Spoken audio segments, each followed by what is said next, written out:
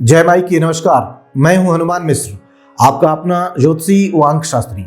उपस्थित हूं एस्ट्रोसेज टीवी पर सूर्य ग्रह के गोचर फल के साथ, जिसमें हम जानेंगे कि 17 नवंबर 2023 को वृश्चिक राशि में गोचर करने वाले सूर्य ग्रह आपको कैसे परिणाम दे सकते हैं। जी हाँ, ग्रहों के राजा सूर्य 17 नवंबर 2023 को वृश्चिक राशि में गोचर करने जा रहे हैं। ये 16 दिसंबर 2023 तक इसी राशि में यानी मंगल की दूसरी राशि वृश्चिक राशि में बने रहेंगे। सूर्य के लिए यह सम स्थिति वाली राशि कही जाएगी। सूर्य के इस गोचर का आपकी राशि पर क्या प्रभाव पड़ेगा, यह जानने से पहले आइए जानते हैं कि सूर्य के इस गोचर का भारतवर्ष पर क्या प्रभाव पड़ने वाला है। सूर्य सत्ता व सरकार के कारक ग्रह हैं, तो ऐसे में भारतवर्ष के लिए सूर्य का सप्तम भाव में जाना बहुत अनुकूल स्थिति नहीं कही जाएगी। सूर्य की इस स्थिति के कारण भारत के व्यापार व्यवसाय पर कुछ नकारात्मक प्रभाव देखने को मिल सकता है। दूसरे देशों के साथ व्यापारिक संबंधों में भी कमजोरी देखी जा सकती है। भारतवर्ष की महिला संबंधी नीतियों या महिलाओं से जुड़े अन्य मामलों में भी सूर्य का यह गोचर कमजोर परिणाम दे सकता है। इसके फलस्वरूप महिलाओं के उत्पीड़न व असंतोष की खबरें सुनने को मिल सकती हैं। यातायात संबंधी मामलों में भी सूर्य का यह गोचर अच्छा नहीं कहा जाएगा, क्योंकि वाहन दुर्घटनाएं, खासकर सरकारी वाहनों की दुर्घटनाएं संभावित हैं, बन रही हैं। सूर्य का यह गोचर आंतरिक अशांति व जन आक्रोश आदि का भी संकेत कर रहा है। ऐसी स्थिति में उन जगहों पर जहां इस समय चुनाव होने वाले हैं, वहां पर सत्तारूढ़ दल जनता को पूरी तरह संतुष्ट करने में कुछ हद तक पीछे रह सकते हैं और सरकार बनाने के लिए इन्हें कड़ी मेहनत करनी पड़ सकती है, क्योंकि सत्ता में दोबारा वापसी कठिन नजर आ रही है। सूर्य के इस गोचर का आपकी राशि पर क्या असर पड़ेगा, आइए जानते हैं। और सबसे पहले चर्चा करते हैं मेष राशि की। मेष राशि वालों, सूर्य आपकी कुंडली में पंचम भाव के स्वामी होते हैं और ये गोचर में आपके 8वें भाव में जा रहे हैं। 8वें भाव में सूर्य के गोचर को अच्छा नहीं माना जाता और इसके कारण आपका स्वास्थ्य थोड़ा सा कमजोर रह सकता है। विशेषकर पेट से संबंधित अथवा कमर के निचले हिस्से में कुछ समस्याएं रह सकती हैं। सिर दर्द की शिकायत भी रह सकती हैं। पारिवारिक संबंधों व सामाजिक पद प्रतिष्ठा आदि के लिए भी सूर्य के इस गोचर को हम अच्छा नहीं कहेंगे, क्योंकि अच्छा नहीं माना जाता। ऐसे में इन मामलों में अपेक्षाकृत सावधानी से निर्वाह करने की आवश्यकता रहने वाली है। उपाय की बात करें तो उपाय के रूप में स्वयं को क्रोध और कलह से दूर रखना उपाय का काम करेगा, आपको बेहतर परिणाम दिलाएगा। आइए अब जान लेते हैं कि सूर्य के इस गोचर का वृषभ राशि वाले लोगों पर कैसा प्रभाव पड़ने वाला है। वृषभ राशि वालों, सूर्य आपकी कुंडली में चतुर्थ भाव के स्वामी होते हैं और ये गोचर में आपके 7वें भाव में जा रहे हैं। सूर्य के इस गोचर को सामान्य तौर पर अच्छा नहीं माना जाता। इस कारण से घर गृहस्थी से जुड़े मामलों में कुछ परेशानियां देखने को मिल सकती हैं। निजी संबंधों, विशेषकर दाम्पत्य जीवन में भी चिंताएं रह सकती हैं। इस अवधि में सूर्य को मंगल की संगति भी मिल रही है, तो ऐसे में आपसी विवाद होने की संभावनाएं ज्यादा हैं। यदि आपका काम साझेदारी का है तो साझेदार के साथ यथासंभव बेहतर संबंध रखने की कोशिश जरूरी रहेगी। यदि विवाहित हैं तो जीवन संगिनी या जीवन साथी के साथ बेहतर तालमेल रखें तथा एक दूसरे के स्वास्थ्य का तथा एक दूसरे की भावनाओं का पूरा ख्याल भी रखना जरूरी रहेगा। उपाय की बात करें तो उपाय के रूप में सूर्योदय से पूर्व उठ जाएं और स्नान आदि से निवृत्त होकर सूर्य भगवान को कुमकुम मिला हुआ जल चढ़ाएं। आइए अब जान लेते हैं कि सूर्य के इस गोचर का मिथुन राशि वाले लोगों पर कैसा प्रभाव पड़ने वाला है। मिथुन राशि वालों, सूर्य आपकी कुंडली में 3रे भाव के स्वामी होते हैं और गोचर में ये आपके 6ठे भाव में जा रहे हैं। सूर्य का यह गोचर सामान्य तौर पर आपको अच्छे परिणाम देता हुआ प्रतीत हो रहा है। ऐसे में आपका आत्मविश्वास काफी अच्छा रहेगा और आप हर काम को अच्छे से कर पाएंगे। पिछले दिनों यदि स्वास्थ्य कमजोर रहा है तो स्वास्थ्य में अनुकूलता देखने को भी मिल सकती है। आप अपने प्रतिस्पर्धियों से बेहतर कर सकेंगे। शासन प्रशासन से जुड़े मामलों में भी अच्छी अनुकूलता बनी रहेगी। वरिष्ठों तथा प्रभावशाली लोगों के साथ आपका जुड़ाव संभव होगा और उनके साथ जुड़ने से आपको लाभ व सम्मान भी मिल सकेगा। उपाय की बात करें तो उपाय के रूप में बंदरों को गेहूं और गुड़ खिलाना शुभ रहेगा। आइए अब जान लेते हैं कि सूर्य के इस गोचर का कर्क राशि वाले लोगों पर कैसा प्रभाव पड़ने वाला है। कर्क राशि वालों, सूर्य आपकी कुंडली में 2रे भाव के स्वामी होते हैं और ये गोचर में आपके 5वें भाव में जा रहे हैं। 5वें भाव में सूर्य के गोचर को सामान्य तौर पर अच्छा नहीं कहा गया है। लेकिन काल पुरुष की कुंडली में यह सूर्य का अपना भाव होता है, अपना घर होता है।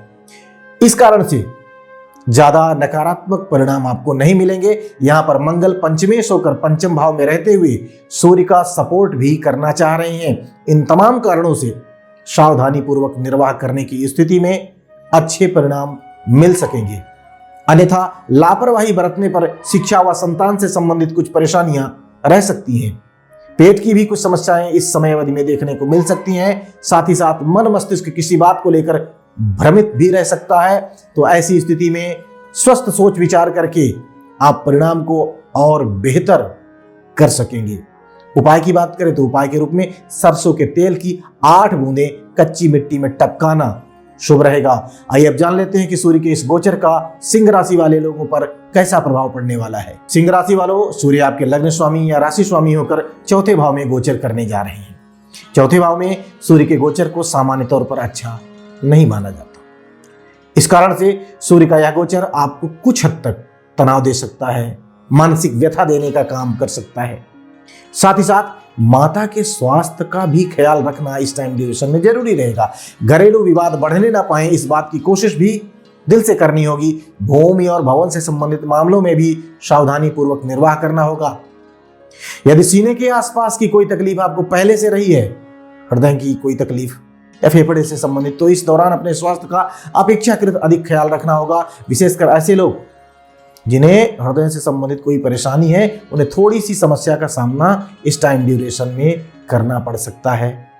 उपाय की बात करें तो उपाय के रूप में अपनी सामर्थ्य के अनुसार किसी गरीब की मदद करना या उन्हें भोजन करवाना शुभ रहेगा। आइए अब जान लेते हैं कि सूर्य के इस गोचर का कन्या राशि वाले लोगों पर कैसा प्रभाव पड़ने वाला है। कन्या राशि वाले सूर्य आपकी कुंडली में द्वादश भाव के स्वामी होते हैं और ये गोचर में आपके तीसरे भाव में जा रहे हैं। सामान्य तौर पर सूर्य के इस गोचर को अच्छा कहा जाएगा। ऐसे में दूर के स्थान से जुड़े कामों में अनुकूलता देखने को मिल सकती है और यात्राएं फायदेमंद रह सकती हैं। आपका बेहतर आत्मविश्वास आपको अधिकांश मामलों में सफलता दिलाने का काम कर सकता है। आपके सहयोगी पूरी निष्ठा के साथ आपका सहयोग करते हुए देखे जा सकेंगे। साथ ही साथ स्वास्थ्य में अनुकूलता आने के योग भी बनेंगे। शासन प्रशासन के द्वारा भी सकारात्मक परिणाम मिल सकते हैं। आप अपने प्रतिस्पर्धियों से बेहतर करते हुए देखे जा सकेंगे। पद प्रतिष्ठा व सम्मान इत्यादि से संबंधित मामलों में भी सूर्य का यह गोचर आपका सहयोग करता हुआ प्रतीत हो रहा है। उपाय की बात करें तो उपाय के रूप में पिता अथवा पिता तुल्य व्यक्तियों की सेवा करना, उनका आदर करना, उनका सत्कार करना शुभ रहेगा। आइए अब जान लेते हैं कि सूर्य के इस गोचर का तुला राशि वाले लोगों पर कैसा प्रभाव पड़ने वाला है। तुला राशि वालों, सूर्य आपकी कुंडली में लाभ भाव के स्वामी होते हैं, इनकम हाउस के लॉर्ड होते हैं और ये गोचर में आपके दूसरे भाव में जा रहे हैं। सूर्य के इस गोचर को सामान्य तौर पर अच्छा तो नहीं माना जाता। हालांकि लाभ भाव का स्वामी धन भाव में जा रहा है, ये आर्थिक मामलों में कुछ अच्छे परिणाम दिला सकता है। लेकिन सामान्य तौर पर सूर्य के गोचर को दूसरे भाव में नेत्र या मुख से संबंधित परेशानी देने वाला कहा गया है। तो ऐसी स्थिति में खान पान उचित रखें और आंख को चोट आदि से बचाएं। आर्थिक मामलों में भी सावधानी पूर्वक निर्वाह जरूरी रहेगा। साथ ही परिजनों के साथ बेहतर तालमेल बिठाने की कोशिश लगातार करते रहना है। उपाय की बात करें तो उपाय के रूप में मंदिर या फिर किसी भी धर्म स्थल पर नारियल और बादाम का दान करना शुभ रहेगा। आइए अब जान लेते हैं कि सूर्य के इस गोचर का वृश्चिक लग्न या वृश्चिक राशि वाले लोगों पर कैसा प्रभाव पड़ने वाला है। वृश्चिक राशि वालों, सूर्य आपके कर्म भाव के स्वामी होते हैं और ये आपके पहले भाव में गोचर करने जा रहे हैं। हालांकि आपके कर्म स्थान के स्वामी का प्रथम भाव में प्रवेश कार्य क्षेत्र से संबंधित मामलों में अच्छा माना जाना चाहिए। लेकिन यहाँ का जो सूर्य है, प्रथम भाव का सूर्य अहंकार की भावना देता है, क्रोध की भावना देता है और ये भावनाएं काम बिगाड़ने का काम कर सकती हैं। तो ऐसी स्थिति में डाउन टू अर्थ होकर निर्णय लेना आपको अच्छे परिणाम दिलवाएगा। वैसे सामान्य तौर पर इस गोचर को बहुत अच्छा नहीं माना जाता। यह स्वास्थ्य में प्रतिकूलता दे सकता है। विशेषकर बुखार, एसिडिटी, पित्त इत्यादि से होने वाले जो रोग हैं, ये बीच बीच में आपको परेशान कर सकते हैं। कामों में कुछ कठिनाइयां रह सकती हैं, लेकिन शांति के साथ, धैर्य के साथ काम करेंगे, बड़ों के परामर्श और उनके सहयोग से काम करेंगे तो आपके काम बन भी सकेंगे और संबंधियों से विवाद ना होने पाए, इस बात का ख्याल रखना जरूरी रहेगा। उपाय की बात करें तो संभव हो तो इस महीने गुड़ का सेवन ना करें, ज्यादा अच्छा रहेगा। आइए अब जान लेते हैं कि सूर्य के इस गोचर का धनु राशि वाले लोगों पर कैसा प्रभाव पड़ने वाला है। धनु राशि वालों, सूर्य आपकी कुंडली में भाग्य भाव के स्वामी होते हैं और ये आपके द्वादश भाव में गोचर करने जा रहे हैं। द्वादश भाव में सूर्य के गोचर को अच्छा नहीं माना जाता। भाग्य भाव के स्वामी का द्वादश भाव में जाना भाग्य के सपोर्ट को कम करता है, कम करवाता है।